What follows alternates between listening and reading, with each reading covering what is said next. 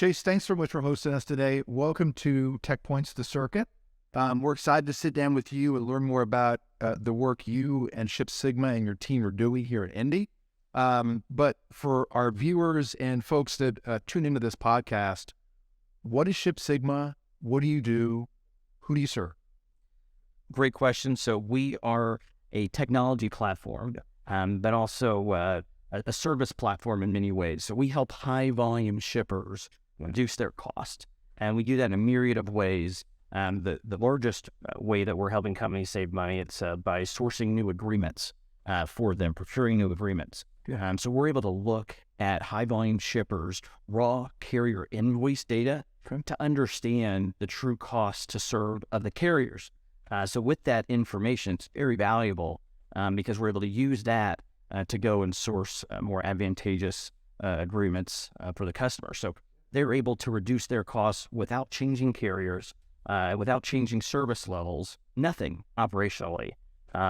You have upwards of 25.2% was our average last year. So that's significant. That's the first way we're saving people money. And of course, through actionable insights in the data, we're able to help people choose where to put distribution centers, you tell them the exact latitude and longitude as an example. It's all in the data. So the data is helping us drive these decisions. Yeah. So really kind of two-pronged there. One, you're working with the client in the front end to help them make sure they're getting all the value they want, but also the back end as well, and ensuring that they can make strategic decisions. You know what? You hit the nail on the head there because we have to keep adding strategic value to our customers to stay sticky, especially with our value proposition, because we're only paid when we save folks money. So we're not a consultant that comes in and says, hey, you got to write us a big check and then we're going to start working.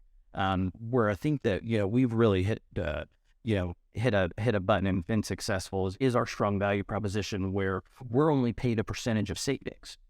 So we have to do what we say we're going to do. So we're always looking for ways to save money, whether that's the distribution center example, or just finding anomalies in the data or ways to improve current processes that we see in the data. So we're aligned very much with the organizations that we work with.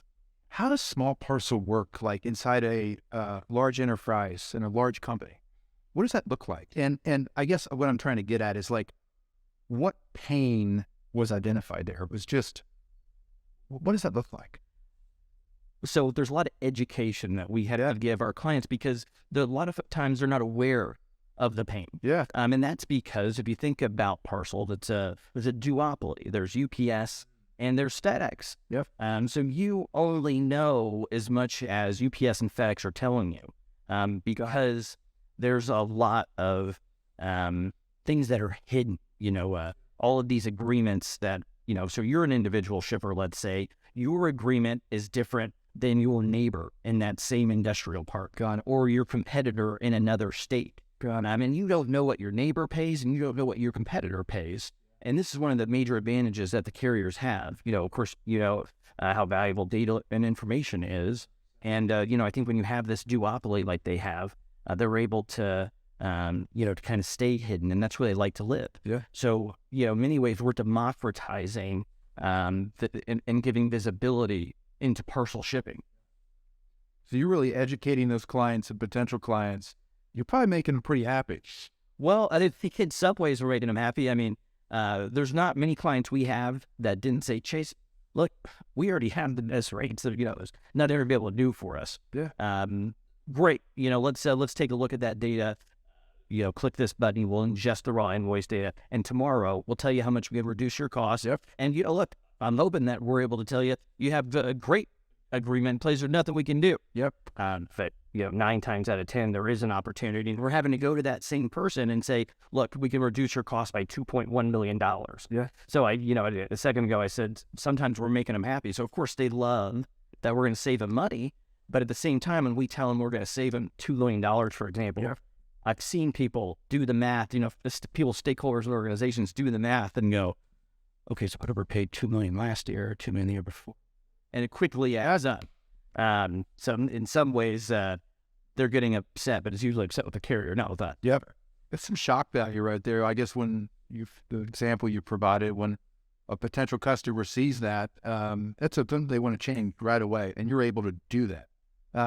How long does that process take? Like, walk me through that. It probably varies per client, but Yeah, it does. And so we execute all of it. So in our engagements, we're asking for 3 to 4 hours of time from a point person at our client. right. And that's it. We're executing everything for the client. And who we're communicating with, it's usually a stakeholder within the organization, CFO, a controller, and we're having financial conversations. So we're talking to the folks that care about P&L, that care about EBITDA. Yep. So we're generally not working with the VP of logistics or the warehouse manager. It's kind of a different conversation. We're talking about profitability because the easiest way to increase your EBITDA is through cost reduction. Yep. It's faster than increasing your sales. Yeah. Yeah. So, in the example you just provided, you started your career as an intern at UPS. That's right. And you spent the bulk of your time there, I think, in sales. That's right. And then I guess I'm curious. So you worked in one of the largest companies in the world, and now you run a high-growth, high-performance startup here in the Midwest, and in Indiana specifically. What planted that seed when you were working at UPS and said, hey, there's a better way, and I think I can make a company out of it? So I was always entrepreneurial, whether that was, was it selling candy, around the lockers or starting a lawn mowing business, just always curious about business and things like that. So while I was at UPS, I had a successful online Amazon business that I still have. Okay. So that allowed for a little bit of freedom. But at UPS, it was so great. I mean, I always wanted to get my MBA right after college, and I didn't. Just, UPS had me on this track. But I feel like I got my MBA, PhD, and doctorate while I was there. I got to see into the supply chains and into so many different businesses, understanding their emotional and economical drivers. And, I think through that time, you got to say, well, that person's doing it and that person's doing it.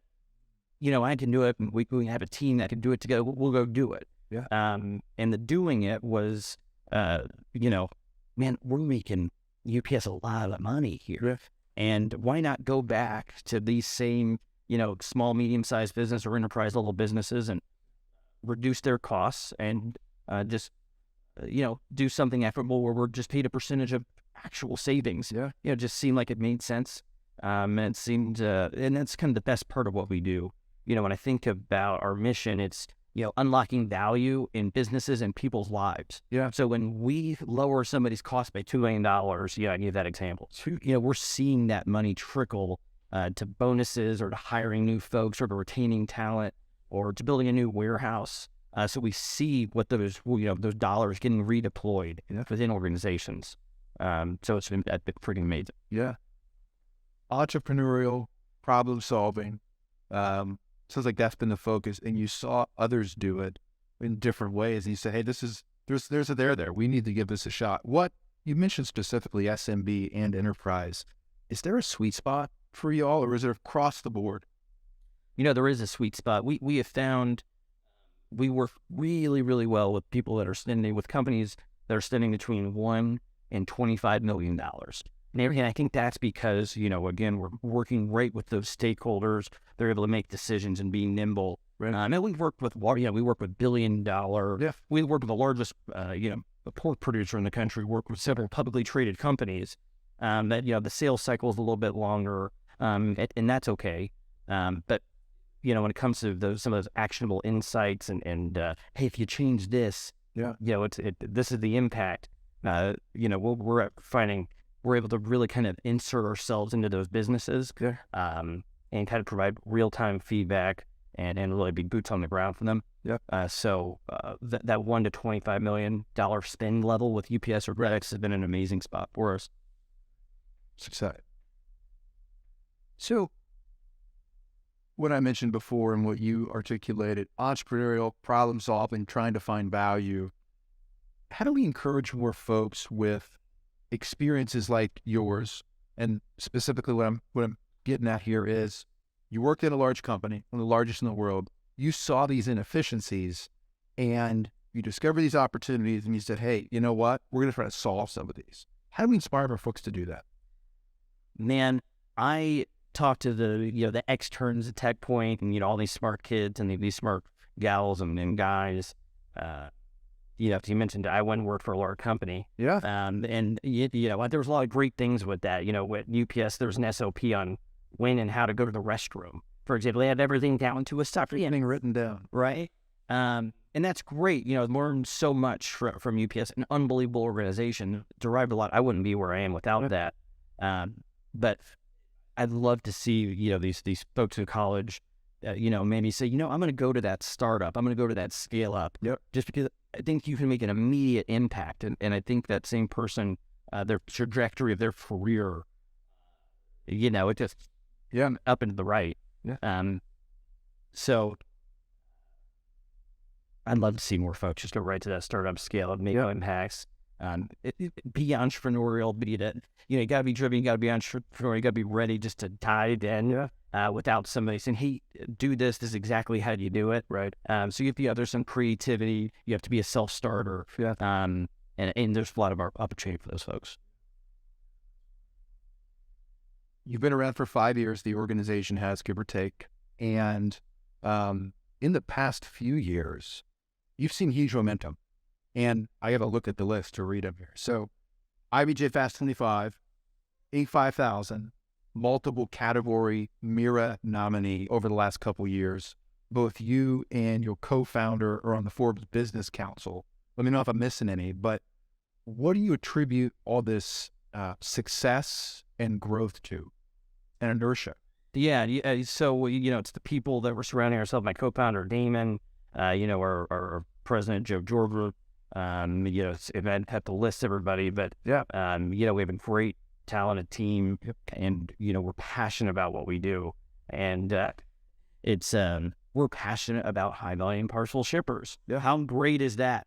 So it's weird to say that, but we are, and people feel it. Yeah. It's infectious. Yep. And I know it's infectious because we don't have a 100 people sales team. Yeah. We get inbound traffic, we get referrals. So our clients are telling their business partners, or the folks that they're in groups in, about us. So that's how our funnel gets filled, is through referrals, through any of those networks. And it's been our relationship in the private equity space. 80+% of our clients are portcos of private equity groups. So again, I think that aligns with usually the driving factor of the private equity groups. It's to grow the portfolio companies, Right. and they're wanting to grow the bottom line, and we make an impact to the bottom line, and we do it with very little time, effort, or energy from the resources of that company. So that comes back to our value proposition. Yep. I think we add immediate, real, hard dollar value to the client. So we're bringing it. We're doing what we say we're going to do. So speaking of growth, during what your company has been established in business, in 2020, we had an heck of an inflection point just in the world. So we saw a huge widespread shift in 2020 to e-commerce during the pandemic, and goods being delivered.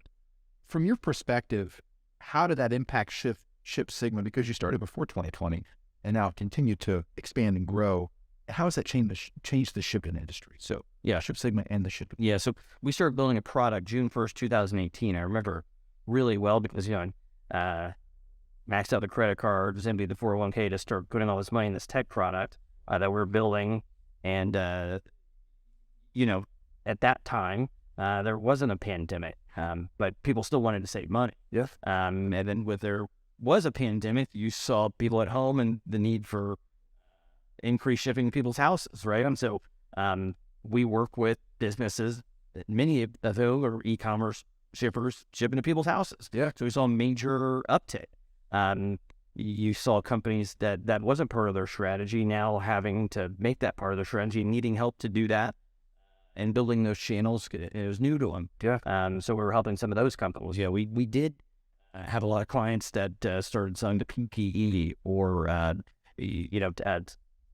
laboratories. Yeah. So we saw upticks there. But there's also clients that were impacted negatively. I can think of an apple producer who misforecasted the price of apples and already made a commitment at the price they were going to sell those apples on a shopping network and lost millions of dollars. So there was pros and cons, but our growth isn't directly correlated to COVID or the pandemic. fortunately, people want to reduce their costs in good times and is bad. That's rare. So from that, you're probably garnering a lot of data, working with all of these customers. Where does that go? What does that look like? It's all about data. So we're a data-driven organization. We have about $1 billion in live market data. So, we're seeing what, folks in Indiana are doing, what folks around the country, what folks internationally are doing. So you're seeing the pricing trends, the origin destination trends, the dimensions of buying. There's all of these things become interesting, especially when you enrich that same data set with, maybe a weather API or information from, the 10K reports from publicly traded companies, or there's a lot of there's a lot of things that can be derived that we're working on. Yeah. They're still vertical to shipping and what we're doing. Yeah. But there's a lot of different ways we can inject value. What are things potentially it'll look like 2 years from now, 3 years from now, 5 years from now? When it comes to the industry as a whole, what do things look like? Well, they've been talking about robots and drones going to be dropping packages off your front door. We haven't seen that yet.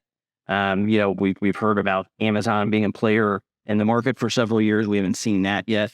In fact, they've pulled back a little bit. We rely on historical data in a lot of what we do, and historical data will tell you UPS and FedEx are still going to be the giants in the room. Yeah. And because it's just hard to build up that infrastructure, right? In which you have to have that type of UPS or FedEx global footprint, global network, all of these assets to deploy to be effective. So it's just so hard to come in. We've seen people try and fail. We've seen people like an Amazon try and just, if you look at their balance sheet, they're losing money, billions of dollars, in these efforts. So they pull back. So there's some regional carriers, right? So there's regional carriers in high density areas, California, Chicagoland area, that those regional carriers relied heavily on the USPS. So we see how much the USPS loses every year, and their prices are getting ready to go up. So I think you'll see this shipping increasing prices across the board, including the USPS. But it's just not going to end. Every year, the number of e-commerce shippers and e-commerce shipping, it just increases dramatically. Right? We don't see a shift in that. So continued large organizations in the mix, continued folks and customers and companies wanting things delivered and delivered a lot more quickly with more technology infused. And that'll continue to afford opportunities to organizations like yours and others that work in that space. That's right. I mean, you said, more quickly. That was a great point. Everybody wants it same day. So you have the Amazon effect, right? They made it, that's the thing, right? So now I have to have it the same day. If you don't, then I'm going somewhere else. Right. So today, about 60% of folks, when they go online, go right to the Amazon buy box. That's where they're going to buy stuff. Yeah. And that Amazon effect has made people, they need things the same day. So I think that's been great for the gig economy, right? I mean, you're seeing that, Amazon have these 1099 contractors, and people are able to, that's where we've seen Amazon expanding their network. Yeah. But very much through those 1099 contract networks. So ShipSigma last year planted a flag in India. You have an office that's just off the circle in the heart of downtown Indianapolis. You could have started this business anywhere. You could have done it in a different place. Why'd you choose Indy? Look, I mean, my roots are, here in the south side of Indianapolis, Center Grove area. Went to school here. There's so much talent here. So we had to plant our flag in downtown India. I mean, heck, we're right next to Tiki Bops. That's where we had to go, right? So look, we're down the street from from IDPY, that great informatics program. We have folks that the tech point. So you have all this brain talent 10 minutes down the road. We're able to work with all the externs. We work with you, and you've made some great introductions for us. We've been able to collaborate with Tech Point so well. That we look, downtown Indianapolis has been just, amazing to us. We have so many privileged with DMAR organization, and then IEDC we work very well with them, and work on some tax credits. I think it's just a great place to start a business when it comes to to talent, there's affordability, the cost of living, great people. I mean, we've had great people here forever. And, outside of ShipSigma, like yourself at TechPoint, and I mentioned Tamar and IEDC, I think a lot of times it goes back to the people, and I can't imagine being anywhere else. That's awesome. So it sounds like talent, people, the community has been a big driver, obviously, in that decision, but talent has played a huge part in that. There's some of your relationships, both partnerships here in organizations, but also universities as well.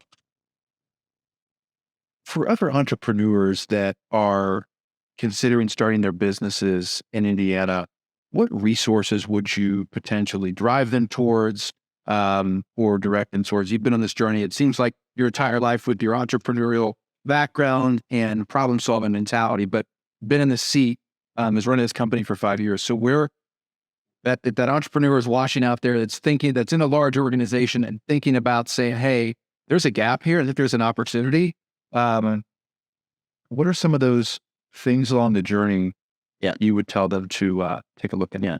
Well, I tell them to call me, first off, because I love entrepreneurs. I love entrepreneurship. So I always have time talking to those folks. We got to see more entrepreneurs. I'm worried about maybe everybody's on TikTok too much, and they're not going to go start a business. Go start a business. Heck, when I found out about the cloud, I remember for about a month. This was we started building the products, and I found out about the cloud.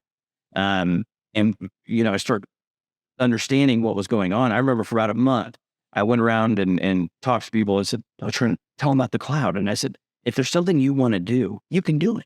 You can do whatever you want. You can build it. You can do whatever you want to do. Yeah. And that was true 5-6 years ago. It's true now. Yeah. You just have to stay the path. And people ask me sometimes, well, how'd you do it? What do you do? Freaking hard work. It sounds so cliche, but it's hard work. And look, talk to somebody who's been there and done it.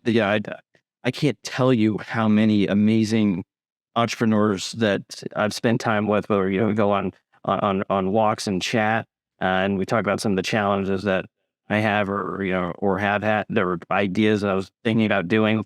That entrepreneurs love talking to other entrepreneurs, in my experience, and I can't wait till I'm going to have more time to. That's all I'm doing is talking to entrepreneurs, because I want people to know about all the challenges and mistakes I've made and continue to make.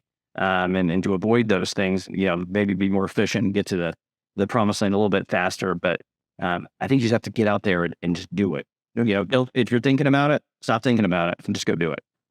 I love that. Sounds like the mentors and mentorship has been an entire part of your journey.